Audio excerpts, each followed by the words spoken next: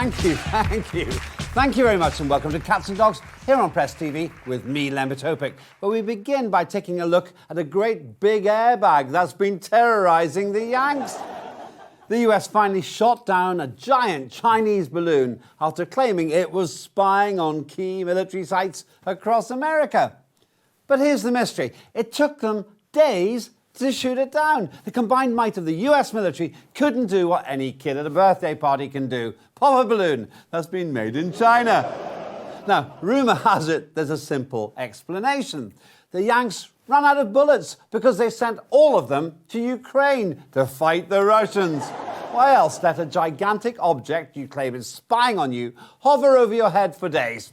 If my neighbour sent a balloon over my garden to take secret photographs of, say, my greenhouse installation, I'd shoot that blighter down faster than you can say Battle of Britain.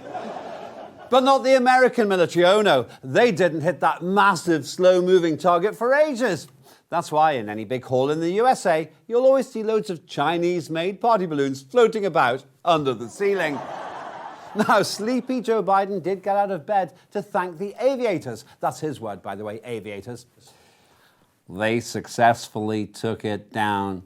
And I want to compliment our aviators who did it. End of quote. Repeat.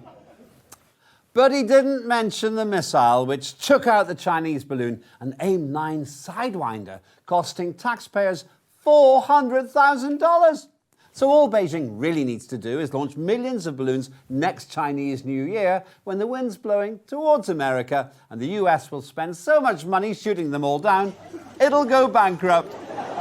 Incidentally, China denies it was spying in the first place, claiming it was a weather balloon that got blown astray and that it's all an American smear campaign. And thus, the balloon saga has set off a diplomatic crisis, with US Secretary of State Antony Blinken immediately calling off his trip to China. But who's right and who's wrong? To reveal the reality, ladies and gentlemen, please welcome to Cats and Dogs, the US Secretary of State himself, Mr. Antony Blinken. Mr. Blinken, how did you know the balloon was even Chinese? Oh, come on. Because it was over American territory. Well, how does that prove it's Chinese? Because everything over, under, and in America is made in China. Oh, right, okay. Why did you finally decide to shoot it down after days of delay? It was first spotted over Montana, where we have a number of nuclear missile sites. That was okay. Cool, even. I mean, we're pretty proud of those bad boy nukes out there. But out of the blue, the balloon shifted direction towards Ukraine, so we shot it down. I don't understand your logic. We shoot at anything that flies towards Ukraine. It's the precautionary principle. The precautionary principle? Yeah, whatever that means. I never got that myself. Oh, and plus, we've given Zelensky an extra $1 billion to defense against Chinese balloons. And what did Zelensky say? He said what he always says. Which was? That it wasn't enough money, and he blamed Putin. Mr. Blinken, thank you very much. Has the entire balloon story been, how shall I put it, overinflated? What does the public think?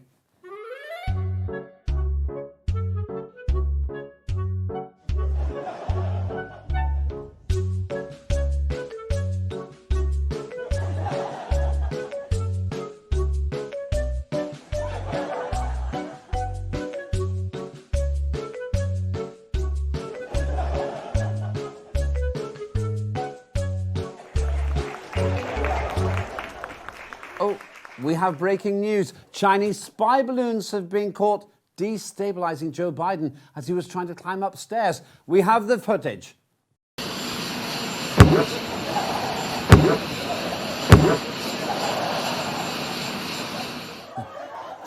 While the Democrats were busy downing the Chinese balloon, the Republicans gave it their best shot to down Ilhan Omar from the House Foreign Affairs Committee, accusing her of, you guessed it, anti-Semitism. Hear the rage from this lady. Is anyone surprised that I am being targeted? Is anyone surprised that I am somehow deemed unworthy to speak about American foreign policy? Or that they see me as a powerful voice that needs to be silenced? Frankly, it is expected, because when you push power, power pushes back. Representation matters.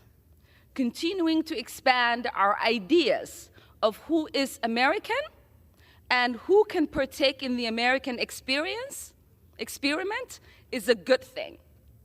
I am an American who was sent here,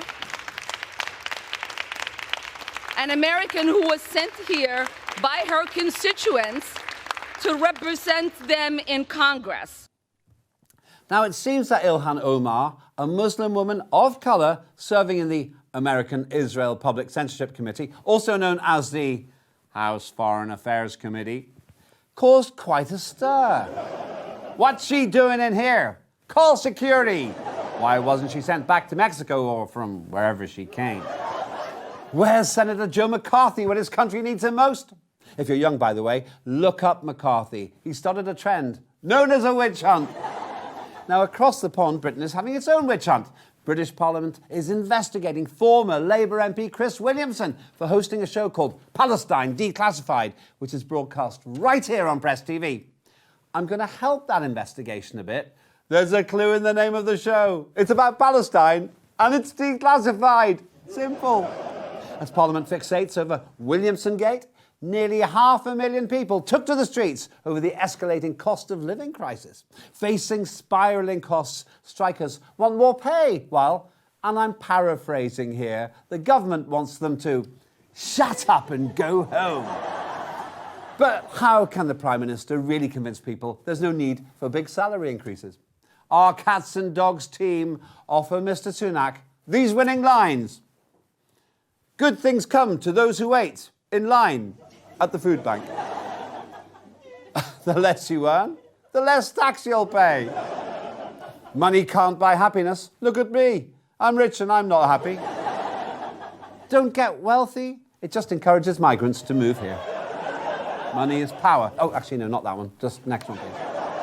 Money is the root of all evil, unless, of course, you're donating to the Conservatives, in which case you're saved, and thanks very much.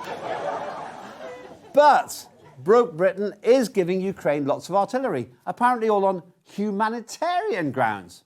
But what is humanitarian artillery? Bombs made of wool so that you can wear them? Edible chocolate bullets you can eat? Now, the British Army's artillery corps has been in pretty bad shape recently.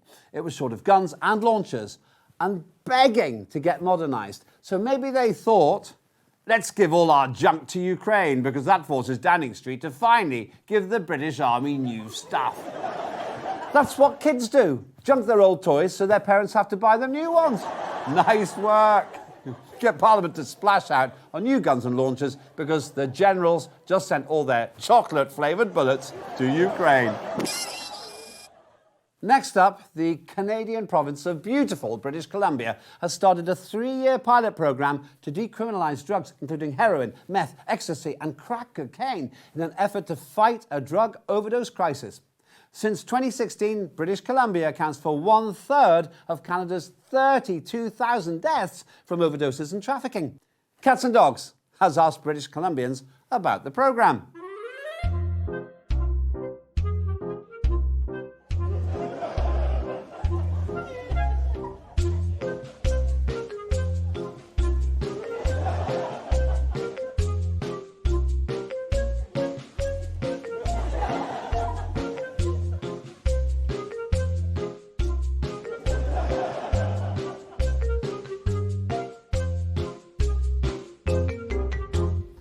Good luck with that, Canada. That's all for this week. Join me again next time to see who's smoking what in Canada, who's shooting at what over America, and if anyone's buying anything in Britain. That's all on Press TV with me, Len Topic, and Cats and Dogs.